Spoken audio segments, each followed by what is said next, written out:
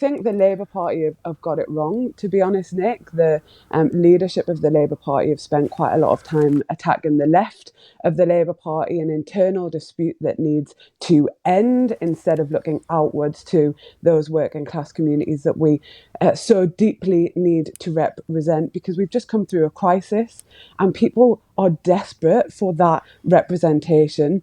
A crisis that you'll have experienced these feelings yourself. Mm-hmm. People were scared about the coronavirus. People are intensely scared about losing their jobs, about maintaining their wages. And I think there was a feeling that Keir Starmer, Angela Rayner, the rest of the leadership, that they were not ferocious enough in taking on this hard, right, relentless Tory government. And so in my view, we have to connect more deeply with those working class communities, deep organising, no lurch to the right. Nick, that is my overriding message to the leadership of the Labour Party.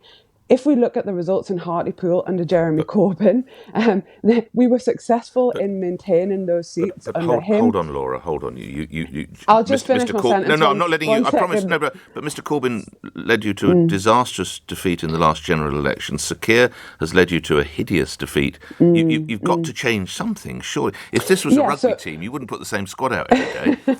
Yeah. So what I'm saying is, it's much more nuanced than nuanced than I think you're trying to lead me to. Let me just explain. There is absolutely no doubt that Brexit was a huge factor at the last election. You would acknowledge that. It was made into a Brexit election. Hartlepool, overwhelmingly, a Leave seat. So why did he choose the man? I'm sure he's a good bloke. I have nothing against the doctor. But why did he choose him?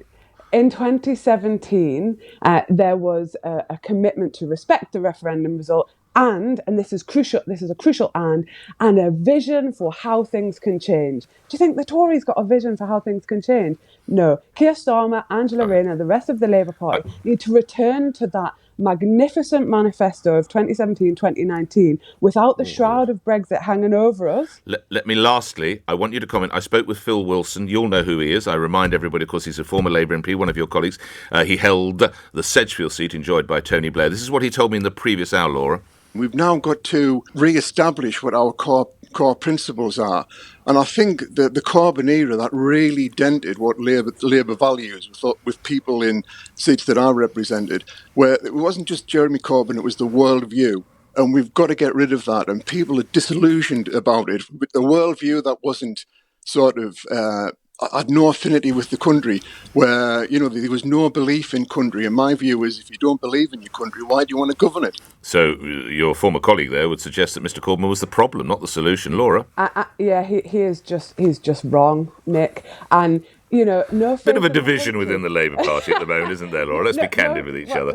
Well, just let me explain why. Go ahead, briefly, if you can. You bring me on. Let me explain why. No faith in the country. We had a plan to eradicate in-work poverty. We had a plan to eradicate homelessness. We had a plan to bring us to a more peaceful place as a nation. That is absolute faith in the country.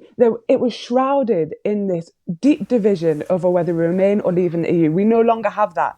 So the Labour Party now must reorientate its priorities away from attacking the left, away from internal division, and to working class communities. OK. Grateful for your time, Laura. Thank you.